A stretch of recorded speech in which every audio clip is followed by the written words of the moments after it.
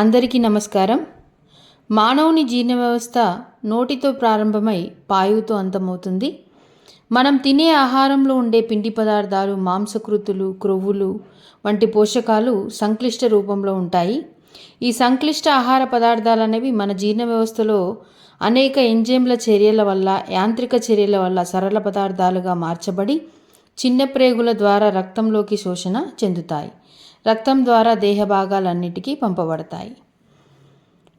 ముందుగా ఆహారం అనేది నోటిలోకి తీసుకోబడుతుంది.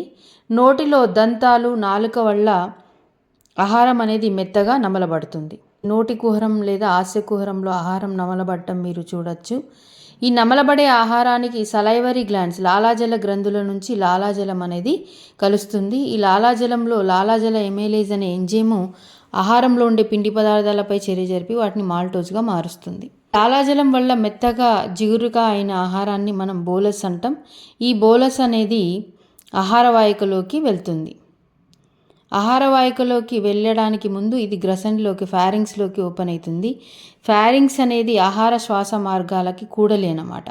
అంటే శ్వాస మార్గంలోకి పోకుండా ఎపిగ్లాటిస్ అనేది శ్వాస మార్గం పైన మూతలా పనిచేసి అది ఆహార వాహికలోకి పోయేటట్టుగా ఆహారాన్ని చూస్తుంది.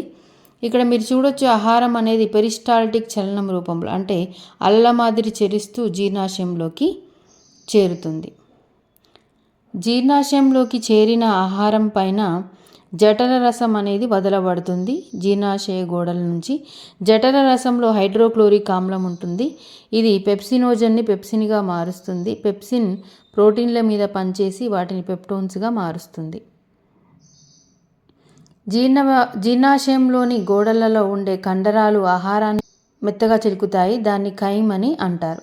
ఈ ఖైమ్ అనేది పైలోరిక్ స్ఫింక్టర్ తెరుచుకొని ఆంత్రమూలంలోకి వెళ్తుంది. ఆంత్రమూలంలోకి కాలేయం నుండి, క్లోమం నుండి అనేది జీర్ణరసాలు స్రవించబడి ఆంత్రమూలంలో జీర్ణక్రియ జరుగుతుంది.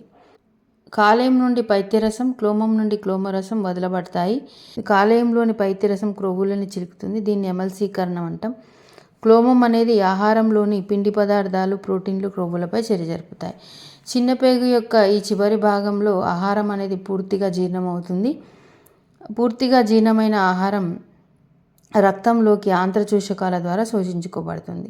ఇక్కడ మీరు చూసేది పెద్ద పేగు.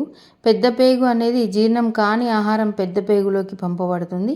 పెద్ద పేగు అనేది ఆహారంలో ఉండే నీటిని శోషించుకొని అసలు శరీరానికి అవసరం లేని పదార్థాలని మలం రూపంలోకి మారుస్తుంది. దాన్ని పురీషనాళం లోపల నిల్వ చేస్తుంది. పురీషనాళం నుండి తర్వాత పాయువు ద్వారా బయటికి శరీరం నుంచి వదలబడుతుంది.